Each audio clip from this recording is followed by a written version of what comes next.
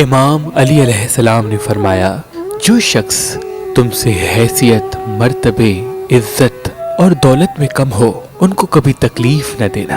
تو ایک شخص نے سوال کیا کہ یا علی، اس سے کیا ہوگا؟ امام علی نے کہا، یہ وہ بدترین عمل ہے جس سے انسان کی نمازیں قبول نہیں ہوتی، روزے قبول نہیں ہوتے، حج، زکوٰۃ اللہ کے دربار تک نہیں پہنچتے، خوشحالی میں رکاوٹیں آتی ہیں، اولاد بیماریوں میں مبتلا ہو جاتی ہے اور انسان قدم قدم پہ ناکامیوں میں گرفتار ہو جاتا ہے۔ میں نے رسول اللہ سے سنا کہ جو شخص کسی غریب کو تکلیف دیتا ہے، ظلم کرتا ہے، تو روز محشر میں اس کی شفاعت نہیں کروں گا، کیونکہ غریب کے ٹوٹے ہوئے دل کی بد دعا اللہ کے دربار میں بغیر کسی رکاوٹ کے پہنچ جاتی ہے۔